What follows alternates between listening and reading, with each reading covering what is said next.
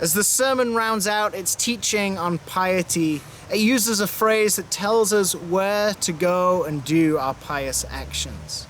So this is the Sermon on the Mount and doing piety in secret. So as we look at the final part of each of Jesus' examples on piety and the greater righteousness in almsgiving, prayer, and fasting, we find a phrase that always marks this final third. And that phrase is en to crypto, in secret. And there is this idea here of doing those things, almsgiving, prayer, and fasting, in secret.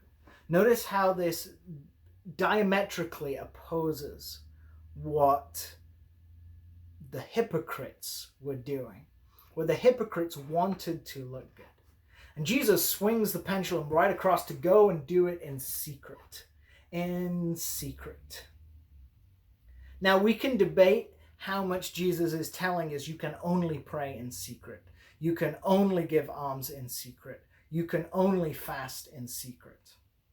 Because I actually think part of what he's trying to set up is the contrast to get us to understand something deeper. I'm not sure that literally means whenever you pray, pray in secret. Whenever you give, give in secret. Whenever you fast, fast in secret. I know there are definite times where I say, no, prayer is important for us to do as a group. Even for me as an individual, I don't mind praying if there's other people in the room. What Jesus is really trying to get the point across, though, about is the motivation. It's not about those other people. It's about my relationship with God, because he makes this point in each of these ones, just do it in secret. And he says, where the Father can see it. So there's this push here from Jesus. If you go do this in secret, you know that your heart and your action are aligned. There is no questioning it. Because remember, that's the goal of what we're trying to achieve here in reading this sermon. We're trying to receive wholeness. We're trying to achieve a completeness where all our different aspects of self are aligning with one another. In short, our action and our heart line up together in God. This is the goal. This is the completeness.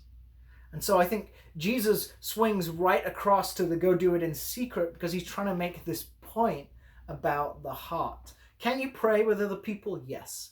Can you give alms to people out on the street when there's other people around? Yes.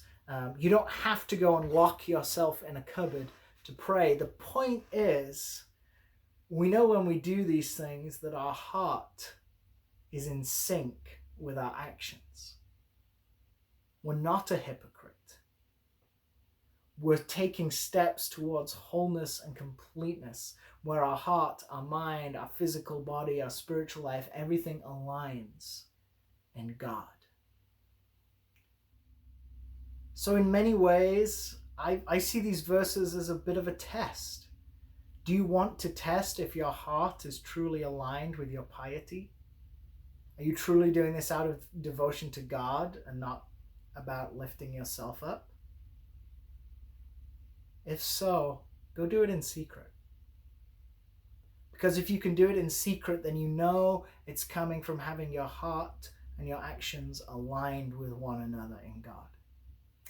If you get in secret and find, I don't want to do it here, ask yourself if your heart is truly aligned. Because you may be a hypocrite. You may have a heart that is not aligned with your piety. So folks, bring your heart and your actions into alignment. Pursue righteousness and wholeness. Because that is where true piety is found. In the love of God, not self.